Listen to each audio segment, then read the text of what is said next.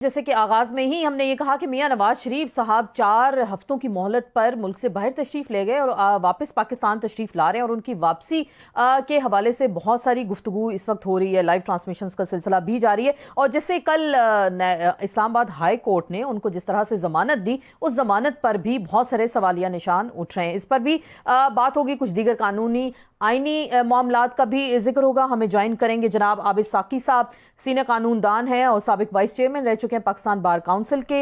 हारून रशीद साहब हमारे साथ मौजूद होंगे, वाइस चेयरमैन है पाकिस्तान बार काउंसिल के। सर आपको भी वेलकम कहते हैं। मोहम्मद मौजम अमीर भट्ट साहब हमारे साथ मौजूद होंगे, तर्जमान है पाकिस्तान तहरीक इंसाफ के, सीनियर वकील भी हैं सुप्रीम कोर्ट के। आपको वेलकम कहते हैं तमाम मेहमानों को।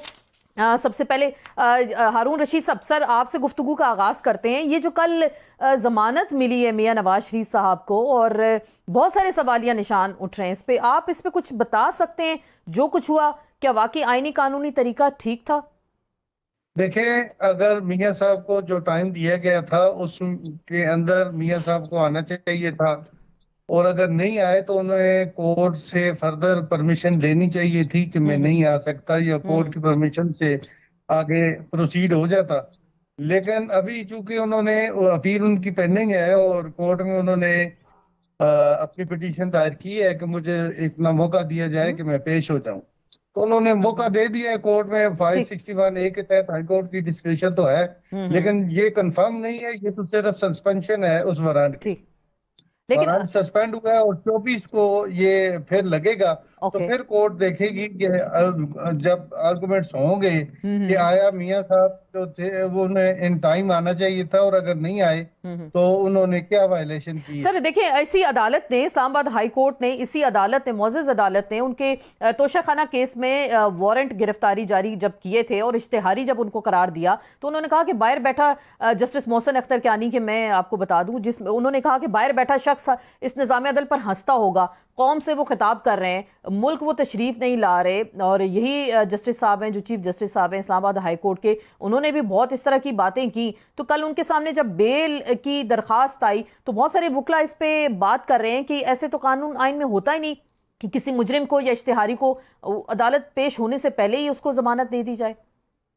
देखे ना, अगर एक मुल्ज़िम है ही नहीं है, मुल्क में नहीं है, और अगर वो पिटीशन फाइल करता है कि मैं आना चाहता हूँ, मुझे सिर्फ इतना टाइम दे देंगे मैं कोर्ट के अंदर पेश हो जाऊं, ताकि मैं पहले गिरफ्तार ना हो, तो उन्होंने सस्पेंड करके उन्होंने टाइम दे दिया है कि आके पेश हो। उन्होंने सिर्फ अभी कंफर्म नहीं की है बेल। अच्छा भाई, तो इस वजह से मैं ये कहता हूँ कि उन्होंने एक पिटीशन हाईकोर्ट में दायर की है, हाईकोर्ट रिजेक्ट भी कर सकती थी, लेकिन अगर उन्होंने एक मौका दिया है तो वो सिर्फ सस्पेंशन है 4 दिन की। 4 दिन के बाद क्या होता है ये तो फिर कोर्ट में कोर्ट ही बताएगा। जी आबिद साकी, सबसे यही वजह है कि फिर दुनिया में इंसाफ के मामले पर हम 139वें नंबर पे, पाकिस्तान का जो नंबर है अदलो इंसाफ के हवाले से, तो फिर तो लोग सवाल उठाते हैं इस चीज पे। नहीं तो लोग सही सवाल उठाते हैं, लोगों को कभी इंसाफ मिला ही नहीं। तो कल जो कुछ हुआ कोर्ट में आपने भी देखा होगा, बायोमेट्रिक ताकत के जेरे असर एक कानून का फैसला आया है, और ऐसे फैसले ताकत के जेरे असर पहले भी आते रहे हैं। हमने माजी में भी देखा है, हाल में भी देखा है, और मुस्तकबिल में भी देखेंगे। ताकत के जेरे असर फैसले, मौजम साहब आपने भी सारी गुफ्तगू सुनी, तो ये जो ताकत के जेरे असर फैसले की बार बार बात करें आबिद साकी साहब, तो कल जो बायोमेट्रिक भी नहीं हुई, और मैंने मुख्तलिफ वकला को सुना, उन्होंने कहा कि Islamabad high court justice Aamir Farooq साहब इतने पंक्चुअल हैं, इतने सख्त हैं बायोमेट्रिक के हवाले से, वो ना हो तो वो किसी सूरत बेल भी नहीं देते। वो कहते हैं हर सूरत में ये जो है ना बायोमेट्रिक होने चाहिए। आपको याद होगा चेयरमैन PTI को भी बायोमेट्रिक के लिए बुलाया गया था, उन्होंने कहा हम शाम तक बैठे उनको बुलाएं। तो ये जो इतना इस पे भी रिलीफ दे दिया गया, इस पे आप क्या कहते हैं? असल में सही तौर पे तो बुरा लग रहा है ये सब, जब अपने ही बनाए हुए प्रेसिडेंट की आप बेखनी करते हैं। मैसेज तो ठीक जाता नहीं, लोग जो है सवालात दुरुस्त उठाते हैं। हम ये जो मामला है, ऐलान हुआ था कि 21 तारीख को मियां नवाज शरीफ साहब तशरीफ ला रहे हैं, तो हमारा अंदाज़ फहम यही था कि वही सलूक उनसे होना है जो कि अदालत ने उन्हें मुहैया किया है।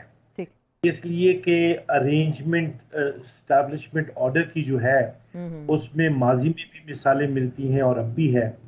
तो जो सलूक उनसे किया जा रहा है वो इम्तियाजी है, और उन्हें फ़ायदा दिया जा रहा है और इसी की तवक्को की जा रही थी। और आपने जो सवाल किया वो दुरुस्त सवाल है कि जब खुद एक मेयार अदालत बनाती है तो उससे इन्हिराफ इस तरीके से करना नहीं चाहिए।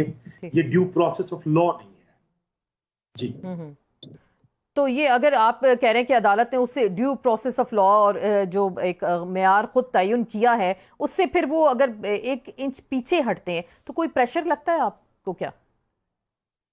देखिए, जब हम अंदाजा लगा लेते हैं ना कि अदालत इमरान खान के साथ मुख्तलिफ सलूक करेगी, नवाज शरीफ साहब के साथ मुख्तलिफ सलूक करेगी, जब ये अंदाजे लगना शुरू हो जाएं तो फिर गैर जानिबदाराना निज़ाम की आप तवक्को नहीं रख सकते। तो गैर जानिबदाराना निज़ाम के सलूक की तवक्को नहीं है। अदालत ने जो किया हम इनसे यही तवक्को रख रहे थे, हालांकि हमें ये तवक्को ही नहीं रखनी चाहिए। हम तो इंसाफ के लिए अदालत ही को देखते हैं ना। इंसाफ के लिए अदालत के अलावा पाकिस्तान के सिटीजन्स के पास और है क्या? इसीलिए तो रूल ऑफ लॉ की पूरी एक जद्दोजहद हम कर रहे हैं, पूरी तहरीक चला रहे हैं और हम इन्हें बता रहे हैं कि देखें, मुल्क को आईन और कानून के बगैर नहीं चलाया जा सकता। जब चलाते हैं तो आपके नजदीक आपके सिटीजन की कोई डिग्निटी नहीं है, आपके लीडर का कोई वकार नहीं है, आपके मुल्क में अफराद का कोई एहतराम नहीं है। तो इस मुल्क जब तक जूरिस्प्रूडेंस एक नहीं होगी और सलूक आईन के मुताबिक नहीं किया जाएगा, कानून पे अमल दरामद नहीं होगा, तो ऐसी एब्यूज होती रहेंगी। आपने सही कहा, मुनासिब बात कही कि 139वें नंबर पे हम इसीलिए तो हैं और इसीलिए तो हम इस पे तकीद भी कर रहे हैं और जद्दोजहद भी कर रहे हैं कि ये निज़ाम ठीक होना चाहिए।